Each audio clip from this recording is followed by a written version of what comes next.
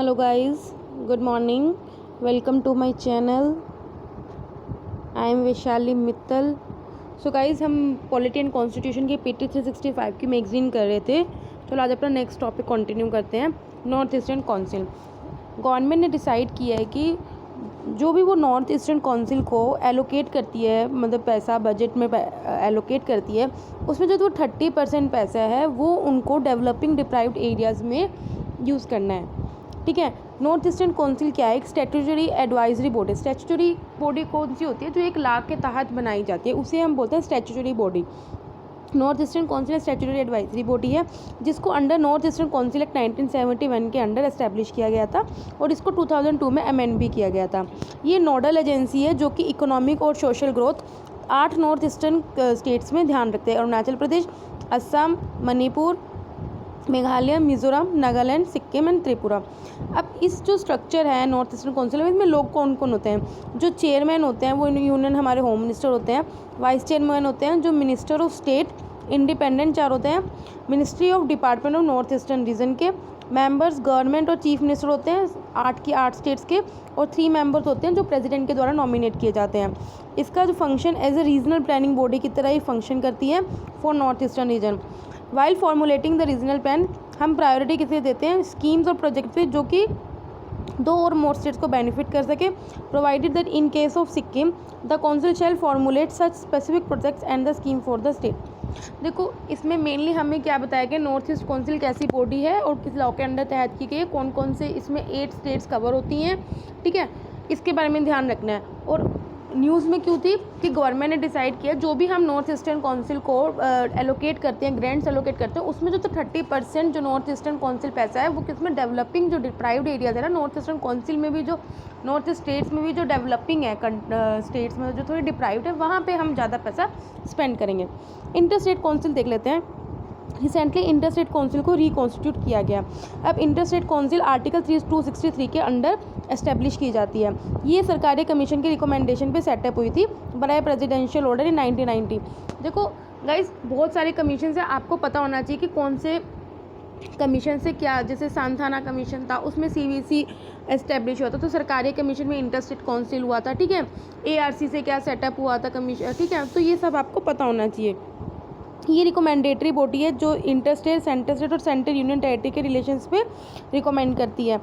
इसका काम क्या है? ये प्रमोट करता है coordination between them by examining, discussing and deliberating on such issues. Constitutional body नहीं है ये, किसी भी वक्त हम एस्टेब्लिश कर लेते हैं। जब प्रेसिडेंट को लगता है कि यार पब्लिक इंटरेस्ट के लिए, तो उनको एस्टेब्लिश कर लेते हैं, और जब इसका काम खत्म हो जाता है तो इसको हम रिमूव कर देते हैं। ऑर्गेनाइजेशन इंटर स्टेट काउंसिल का क्या स्ट्रक्चर क्या है? जो चेयरमैन है उसके PM है, CM of all the state, हर एक स्टेट के चीफ मिनिस्टर होते हैं।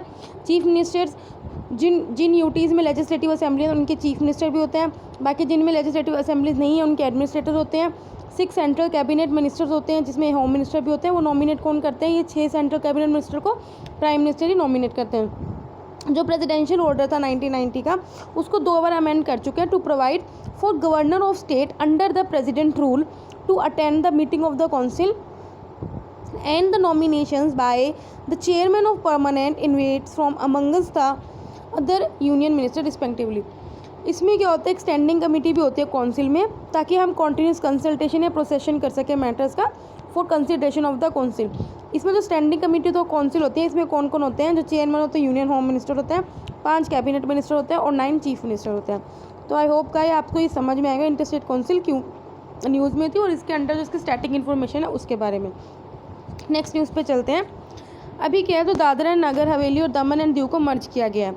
रिसेंटली दादरा एंड नगर हवेली और दमन, ये दोनों जो UTs यूनियन टेरिटरी थी, उनको under act 2 union merger of union territory act 2019 में पास कर दिया और इन दोनों को मर्ज कर दिया गया है। अब क्या है, इसमें जो एक्ट जो अमेंड हुआ है वो फर्स्ट शेड्यूल का अमेंड हुआ है। ठीक है, जिसमें हमने 2 टेरिटरीज को क्या करा, मर्ज किया।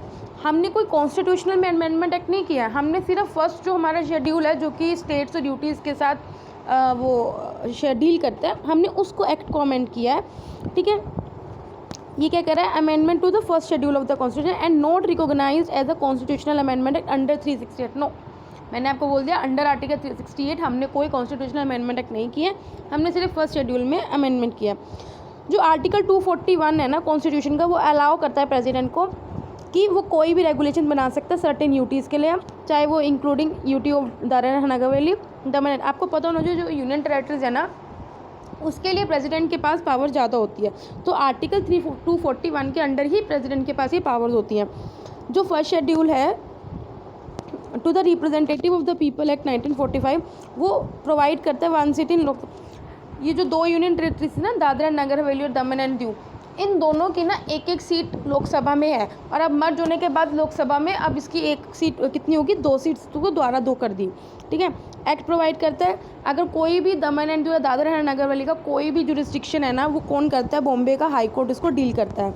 ठीक है, और वो अभी भी वही करेगा, मतलब मर्ज होने के बाद भी वही करेगा। अब हमारे 8 टेरिटरीज होगी।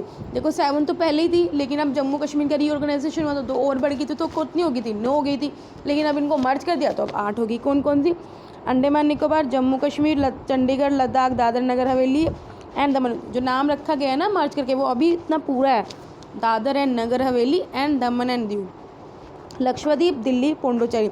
Out of this Pondicherry, Jammu Kashmir और दिल्ली, इनके बाद लेजिस्लेटिव असेंबलीज हैं। अब 6 शेड्यूल आपको पता होना चाहिए, इसमें कुछ 4 शेड्यूल एरियाज़ हैं, 4 स्टेट्स हैं जिनको हमने शेड्यूल एरियाज़ में कवर किया हुआ है। ठीक है, उनके लिए अलग से प्रोविजंस है। अब जो national commission of schedule tribes है, वो कौन से, पहली बात तो देख लो वो कौन से आर्टिकल में, अंडर आर्टिकल 338 उसने रिकमेंड किया है कि जो यूनियन टेरिटरी अभी लद्दाख की बनी है ना, हम उसे एक ट्राइबल एरिया को डिक्लेयर करेंगे और हम उसे 6 शेड्यूल के अंडर रखेंगे। अभी इसे किसने रिकमेंड किया, किसने, national commission of schedule tribe ने। 6 शेड्यूल क्या है, आर्टिकल 244 है, वो कुछ स्पेशल सिस्टम है एडमिनिस्ट्रेशन करने का, किसको, शेड्यूल एरियाज़ या ट्राइबल एरियाज़ को। फिलहाल 6 शेड्यूल में एडमिनिस्ट्रेशन 4 स्टेट्स का है, असम, मेघालय, त्रिपुरा, मिजोरम। प्लीज़ गाइस इसको थोड़ा याद रखना, ठीक है। AMTM ऐसे याद कर सकते हो, लेकिन एक्चुअली ना M से बहुत सारे स्टेट्स हैं उधर, मेघालय, मणिपुर, मिजोरम, तो कंफ्यूज हो सकते हो, पर थोड़ा सा याद रखो, ठीक है। असम, मेघालय, त्रिपुरा, मिजोरम। अब 6 शेड्यूल के अंडर जो क्या प्रोविजंस हैं, देखो जो भी ये 4 स्टेट्स कवर हो रही हैं, ये एक ऑटोनॉमस डिस्ट्रिक्ट है, हर एक के अंडर अपनी ऑटोनॉमस डिस्ट्रिक्ट काउंसिल होगी, उसके बाद उनके पास अलग से रीजनल काउंसिल होगी। Recently there are 10 such council, और हर रीजनल काउंसिल में 30 मेंबर्स होते हैं। उनके पास अपनी लेजिस्लेटिव पावर है, वो land, forest, canal water shifting, cultivation, village administration, inheritance of property, marriage, divorce, social custom, in पे अपने लॉ खुद बना सकते हैं, ठीक है। उन्हें बस अपने गवर्नर का एसेंट चाहिए। जुडिशियल पावर क्या है, ये अपने विलेज काउंसिल या कोर्ट बना सकते हैं, जहाँ पे where the jurisdiction of high court over the suit is specified by the governor. Regulatory power क्या है, डिस्ट्रिक्ट काउंसिल क्या कर सकती है, एस्टैब्लिश कर सकती है, कंस्ट्रक्ट कर सकती है, मैनेज कर सकती है प्राइमरी स्कूल्स को, डिस्पेंसरीज को, मार्केट्स को, फिशरीज़ को, रोड्स को। It can also make regulation, ये रेगुलेशन किस पे बना सकती है, मनी लेंडिंग या trading by the non tribal, उनके कंट्रोल पे भी बना सकती है।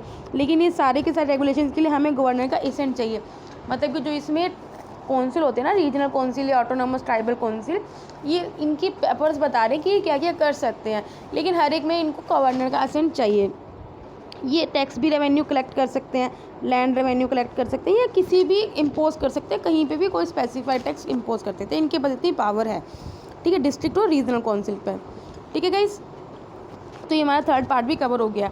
चलो आज ही जुडिशरी का पार्ट शुरू कर लेते हैं, ठीक है। देख लेते हैं 3-4 न्यूज़ देख लेते हैं इसमें। Provision related to the addition and transfer of जजेस। अब आपको पता है कुछ जजेस को अभी हमने ऐड किया है, पार्लियामेंट ने अभी एक पास किया लेजिस्लेशन, जिसमें हमने क्या किया है, जो सुप्रीम कोर्ट की स्ट्रेंथ है उसको बढ़ाई है। अभी सुप्रीम कोर्ट की कितनी स्ट्रेंथ थी, 1 चीफ जस्टिस है और प्लस 30 जजेस हैं, लेकिन अब कितना कर दिया, 34 कर दिया। मतलब पहले 31 थी including chief justice of India, अब 34 कर दिया है।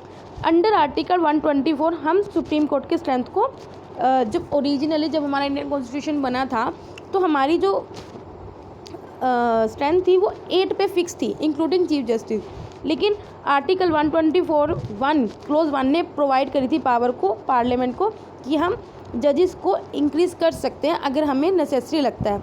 तो पार्लियामेंट ने किस एक्ट के through, supreme court number of जजेस एक्ट 1956, इस एक्ट के थ्रू अपनी सुप्रीम कोर्ट की स्ट्रेंथ को इंक्रीज़ कर दिया। एक्ट को हमने लास्ट 2009 में अमेंड किया था, जब हमने जजेस की संख्या 25 से करके 31 कर दी थी, और अब हमने कितनी कर दी, 34 कर दी। सो गाइस आपको ये याद रहेगा। ट्रांसफ़र ऑफ जजेस, नेक्स्ट न्यूज़। अभी हमने क्या देखा है रिसेंटली, जो मद्रास हाई कोर्ट के चीफ जस्टिस है उन्हें ट्रांसफ़र कर दिया कहाँ पे, मेघालय हाई कोर्ट पे। अब किसके अंडर क्या कॉन्स्टिट्यूशनल प्रोविजन है जिसके अंडर हम किसी भी हाई कोर्ट के चीफ जस्टिस का क्या कर देते हैं या किसी भी जजेस का ट्रांसफ़र कर देते हैं? हम under article 222(1) of the constitution में हम क्या कर सकते हैं, किसी का भी ट्रांसफ़र कर सकते हैं। लेकिन ये नहीं कि आप अपनी मर्जी से कर दिए।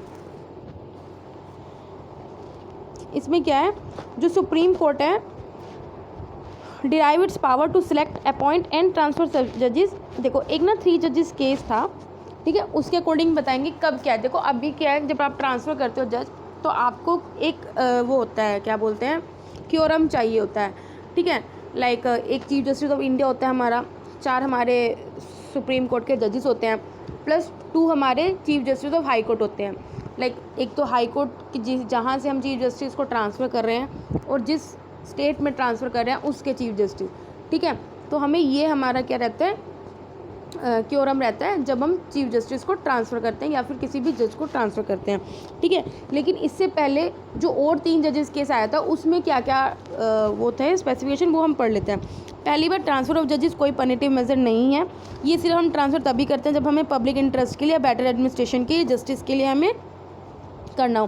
ट्रांसफ़र ऑर्डर कर सकते हैं president only on the basis of the CGI कंसल्टेंस के बाद ही हम क्या कर सकते हैं। देखो अभी जो प्रिवेल है, जो मैंने आपको बता दिया है, वो 3rd जजिस केस की जजमेंट थी 1998 में कि CGI के करते हैं, कंसल्ट करते हैं 4 सीनियर मोस्ट सुप्रीम कोर्ट जजेस के साथ और साथ में chief justice of 2 high courts, 1 from which the जजेस बीइंग ट्रांसफर, जिस स्टेट से वो ट्रांसफर हो रहा है उसके हाई कोर्ट के जज से, सॉरी चीफ जस्टिस के, और जिस कोर्ट में अब वो ट्रांसफ़र हो रहा है जिस स्टेट में उसके chief justice of high court के, ये इसका वो क्या होता है, क्योरम होता है। जो फर्स्ट जज केस आया था 1981 में, उसमें ये बोल दिया था सुप्रीम कोर्ट ने कि जो भी CGI रिकमेंडेशन देगा प्रेसिडेंट को, ठीक है, वो लेकिन वो रिफ्यूज़ कर सकता है अगर कोई ऐसा रीज़न हो, ठीक है। तो फिर एक सेकंड जज केस आया था 1993 में, उसमें बोल दिया था कि अगर आपको ट्रांसफ़र करना हो तो हम बस CGI क्या करते हैं, सिर्फ 2 सीनियर मोस्ट सुप्रीम कोर्ट जजेस से कंसल्ट करके क्या कर सकता है, ट्रांसफ़र कर सकता है, ठीक है। तो ये कोलेगियम सिस्टम फिलहाल आपको समझ में आ गया कि फ़िलहाल कौन सा प्रिवेल कर रहा है, ठीक है। तो आपको ये याद करना है। और आर्टिकल 222 के under acting chief justice, supreme court ने भी रूल कर दिया है कि अगर कोई जज as an active chief justice of a high court retire हुआ है, वो पेंशन क्लेम नहीं कर सकता किसकी, रेगुलर चीफ जस्टिस की, ठीक है। देखो एक्टिंग चीफ जस्टिस क्या होता है, पहली बात तो ये कॉन्स्टिट्यूशन में अंडर आर्टिकल 223 के अंदर है कि प्रेसिडेंट अपॉइंट कर सकता है किसी भी हाई कोर्ट के जज को as an acting chief justice, लेकिन किस कंडीशन पे करता है, अगर तो जो chief justice of high court का ऑफिस अभी वैकेंट है या फिर वो टेम्परेरी एब्सेंट है या फिर जो अभी जो चीफ जस्टिस है हाई कोर्ट का वो ही is unable to perform the duties office. इन 3 कंडीशन में प्रेसिडेंट क्या कर सकता है, किसी भी जो हाई कोर्ट का जज है वो उसको अपॉइंट कर सकता है as a acting chief justice of a high court. Similarly president under article 126 president किसी भी सुप्रीम कोर्ट के जज को acting chief justice of India भी क्रिएट कर सकता है। वही 3 है कि अगर क्या उसका ऑफिस वैकेंट है या फिर वो टेम्परेरी एब्सेंट है या फिर he is not able to perform the duties of his office, ठीक है। तो अभी सुप्रीम कोर्ट ने यही रूल किया कि अगर कोई एक्टिंग चीफ जस्टिस बनता है वो अपनी रेगुलर चीफ जस्टिस के पेंशन को क्लेम नहीं कर सकता, ठीक है गाइज। आओ थोड़ा और पढ़ लेते हैं। Regional bench of supreme court, अभी वाइस प्रेसिडेंट ने सुजेस्ट किया है कि हमें सुप्रीम कोर्ट के 4 रीजनल बेंच को सेटअप करना चाहिए। जिससे अभी क्या है, सिर्फ सुप्रीम कोर्ट कहाँ बैठती है, दिल्ली में बैठती है अंडर आर्टिकल 130, ठीक है। आर्टिकल 130 क्या करता है कि सुप्रीम कोर्ट अपनी मतलब कि दिल्ली से अलग भी कहीं पे भी बैठ सकती है, बस एक CGI का हमारे पास प्रायर अप्रूवल होना चाहिए, ठीक है, on the order of the CGI with the prior approval of president, और प्रेसिडेंट का प्रायर अप्रूवल होना चाहिए। और इसके लिए हमें कोई कॉन्स्टिट्यूशन में अमेंडमेंट नहीं करना पड़ेगा। लॉ कमीशन ने रिकमेंड किया था कि हमें सुप्रीम कोर्ट को 2 पार्ट में डिवीज़न कर देना चाहिए, एक तो कॉन्स्टिट्यूशनल कोर्ट और एक नेशनल कोर्ट ऑफ अपील। अब आप नाम से समझ होंगे नेशनल कोर्ट ऑफ अपील क्या है, जो लोअर कोर्ट से या किसी भी ट्रिब्यूनल से अपील जाती है तो उसके मैटर से जो डील करेगा वो नेशनल कोर्ट ऑफ अपील करेगा। कॉन्स्टिट्यूशनल कोर्ट है जिसमें कुछ कॉन्स्टिट्यूशनल मैटर से वो डील करेगा, ठीक है। इवन सुप्रीम कोर्ट ने खुद भी 1986 में बोला था कि हाँ कि हमें इस्टेब्लिश करना चाहिए नेशनल कोर्ट ऑफ अपील, जिसमें हम रीजनल बेंच कहाँ खोलेंगे, चेन्नई, मुंबई और कोलकाता में। फिर 2016 में केस आया था वी वसंता कुमार केस, इसने रेफ़र किया कॉन्स्टिट्यूशनल बेंच को matter for the decision on the national court of appeal. अब जो नेशनल कोर्ट ऑफ अपील है, जिसके रीजनल बेंच चेन्नई, मुंबई और कोलकाता है, ये एक तरह का फाइनल कोर्ट की तरह ही काम करेगी जस्टिस में। मतलब कि अगर कोई भी आप अपील कर रहे हो, जो भी हाई कोर्ट से या किसी भी ट्रिब्यूनल का है, अगर जो ये नेशनल कोर्ट ऑफ अपील है, ये किसका है? वो सुप्रीम कोर्ट का ही है। अगर ये कुछ भी मतलब कि अपनी जजमेंट देगा तो उसको फाइनल ही माना जाएगा। ठीक है, तो मेरी बात समझ में आ गई। चलो अब नेक्स्ट टॉपिक एक और कवर कर लेते हैं, ग्राम न्यायालय। सुप्रीम कोर्ट ने हर स्टेट को डायरेक्ट किया है कि ग्राम न्यायालय को खोलो within a month and ask the high court to expedite the process of consultation with state government on this issue. क्या बोला है सुप्रीम कोर्ट ने? हर स्टेट को नोटिफाई किया है कि अपने स्टेट में ग्राम न्यायालय को खोलो, एस्टेब्लिश करो, और स्टेट गवर्नमेंट और हाई कोर्ट को बोला है कि हाई कोर्ट तुम स्टेट गवर्नमेंट के साथ कंसल्टेशन करके देखो कि क्या क्या चीज़ की ज़रूरत है, क्या प्रोसीजर फॉलो किया जाएगा, या कुछ रूल्स रेगुलेशन जो भी है वो तुम देखो। ठीक है, अब बैकग्राउंड क्या है? 1986 में जो लॉ कमीशन ने रिकमेंड किया था ग्राम न्यायालय को सेटअप करने, ग्राम न्यायालय के मोबाइल विलेज को, ये ग्रास रूट लेवल्स पे होते हैं। ये उन लोगों को जस्टिस पहुंचाते हैं जो मार्जिनलाइज सेक्शन है। ठीक है, उनका टाइम सेव करते हैं, उनका डिस्टेंस सेव करते हैं। बताओ कौन गांव से इतना दूर आपको पहले शहर में आना पड़ेगा अगर कोई भी आपने केस करना है, तो डिस्टेंस आपका बचाएंगे, टाइम बचाएंगे। अब ये तो है नहीं हम मुफ्त में आ जाओगे गाँव से शहर, उसमें कुछ पैसा भी लगेगा, है ना। तो इन सब चीज़ों को लोगों को बचाने के लिए और प्रोसीजर में डीले बचाने के लिए उसका हमने क्या ग्राम न्यायालय का सेटअप किया था। और जो हायर जो टायर होते हैं जुडिशरी के, उन पे वर्कलोड को रिड्यूस करने के लिए हमने ग्राम न्यायालय को सेटअप किया था। अब जो ग्राम न्यायालय एक्ट जो कि 2008 में आया था, ये फोर्सेबल हुआ था 2009 में। उन्होंने क्या, सेंट्रल गवर्नमेंट ने उस वक्त 1400 करोड़ पे एलोकेट किए थे ताकि 5000 ग्राम न्यायालय को हम सेटअप कर सकें। और by the way of assistance कौन करेगा? स्टेट गवर्नमेंट्स या फिर जो यूनियन टेरिटरीज हैं, ठीक है, वो करेंगे। ठीक है, लेकिन अभी सिर्फ 11 स्टेट्स ही ऐसी हैं जिन्होंने ग्राम न्यायालय उनके स्टेट्स में हैं। और अभी फ़िलहाल जो फंक्शनिंग में है ना ग्राम न्यायालय, वो सिर्फ 208 है। मतलब कहाँ 5000 और कहाँ 208। अब आप देखो, और नॉर्थ ईस्टर्न स्टेट्स में अभी तक एक भी सिंगल ग्राम न्यायालय नहीं है, जबकि वहाँ पे सबसे ज़्यादा होनी चाहिए, क्योंकि मार्जिनलाइज सेक्शन ऑफ सोसाइटी सबसे ज़्यादा वहीं पे रहते हैं, ट्राइबल एरियाज़। अब ग्राम न्यायालय का स्ट्रक्चर क्या है? ये पंचायत एक इंटरमीडिएट लेवल पर इस्टेब्लिश होनी चाहिए, जो स्टेट गवर्नमेंट हाई कोर्ट के साथ कंसल्ट करके नोटिफाई कर दे कि हाँ यार इस ग्राम न्यायालय में इतने इतने विलेज, इसका मतलब बाउंड्रीज को वो नोटिफाई कर देगी कि यार ये ग्राम न्यायालय ये 4 गांव के मैटर्स सुनेगी, यार ये ग्राम न्यायालय ये इस 5-6 विलेज के ना, मतलब जो नोटिफाई करेगी ना बाउंड्रीज, वो स्टेट गवर्नमेंट हाई कोर्ट के साथ कंसल्ट करके चलेगी। ये एक तरह का मोबाइल कोर्ट है विलेज में। ठीक है, इसकी जुरिस्डिक्शन को हम एक्सटेंड कर सकते हैं अगर जैसा भी अगर high court state government consult करके। ठीक है, स्टेट गवर्नमेंट क्या करेगी? इसमें एक न्यायाधिकारी को वो अपॉइंट करेगी। ठीक है, और वो कैसे करेगी? वो भी स्टेट गवर्नमेंट हाई कोर्ट के साथ कंसल्ट करके ही करेगी। और जो भी पर्सन, जो न्यायाधिकारी जिसको अपॉइंट किया जाएगा, उसके पास वो as a judicial magistrate of first class, वो ये होएगा बंदा, कौन सा? Judicial magistrate of the first class. जो सैलरीज और अलाउंस भी कौन डिसाइड करेगा? State government plus high court. Representation हम SC ST वुमेन को भी देना है, जो भी देना है। ठीक है, अब जुरिस्डिक्शन क्या है, पावर क्या है? सिविल और क्रिमिनल मैटर्स दोनों के इसके पास पावर है, लेकिन ये जो सज़ा सुना सकती है ना, वो मैक्सिमम 2 ईयर्स की सुना सकती है। ठीक है, अगर उससे ऊपर किसके पास पावर नहीं है, मतलब कि ये तो डेथ पेनल्टी तो बिल्कुल नहीं दे सकती, ना लाइफ इम्प्रिजनमेंट दे सकती है। ये सिर्फ उतनी इम्प्रिजनमेंट दे सकती है जो 2 साल तक की हो। ठीक है, ऐसे केसेस से डील कर सकती है। अगर कोई ऑफेंसेस सेंट्रल एक्ट से रिलेटेड ऑफेंसेस है, उनको भी डील कर सकती है, जैसे पेमेंट ऑफ वेजेस। कोई मजदूर है भाई, अगर उसको दिन की उतनी दिहाड़ी नहीं मिल रही मिनिमम वेजेस एक्ट के अकॉर्डिंग, तो वो कर सकता है वहाँ पे। प्रोटेक्शन ऑफ सिविल राइट या प्रोटेक्शन ऑफ वुमेन या बॉन्डेड लेबर या जो डोमेस्टिक वायलेंस, इन सब के से वो डील करता है। जो नेचर ऑफ जो रिस्ट्रिक्शन है स्पेसिफाई है, वो सेंट्रल और स्टेट गवर्नमेंट के द्वारा एक्ट अमेंड कर सकते हैं। मतलब कि आप कल को जो ग्राम न्यायालय की पावर है उसको इंक्रीज़ या डिक्रीज़ भी कर सकते हैं, लेकिन वो सेंट्रल स्टेट गवर्नमेंट खुद डिसाइड करेगी। ग्राम न्यायालय किस काम पे करती है? वो प्रिंसिपल ऑफ नेचुरल जस्टिस पे काम करती है, ना कि इंडियन एविडेंस एक्ट के अंडर वो बाउंड नहीं होती। जो अपील होती है against the judgement of criminal case, कोई भी मतलब ग्राम न्यायालय ने जो भी जजमेंट दी है, हाँ हम उसको अपील कर सकते हैं, सेशन कोर्ट में कर सकते हैं, या फिर अगर सिविल केस की है तो डिस्ट्रिक्ट कोर्ट में कर सकते हैं। आपको पता है डिस्ट्रिक्ट लेवल पे 2 तरह की कोर्ट्स होती हैं, एक तो जो सिविल मैटर से डील करती हैं और एक होती हैं जो क्रिमिनल मैटर से डील करती हैं। ठीक है। जो क्रिमिनल मैटर से जो डील करते हैं उनको हम सेशन कोर्ट बोलते हैं, और जो सिविल मैटर से डील करते हैं तो उस कोर्ट को हम क्या बोलते हैं, डिस्ट्रिक्ट कोर्ट कर सकते हैं। तो यही बताया, जो भी ग्राम न्यायालय जजमेंट देगी उनको हम अपील कर सकते हैं। अगर तो सिविल केस का तो डिस्ट्रिक्ट कोर्ट में अपील कर सकते हैं, और अगर क्रिमिनल केस का तो हम सेशन कोर्ट में अपील कर सकते हैं, ठीक है।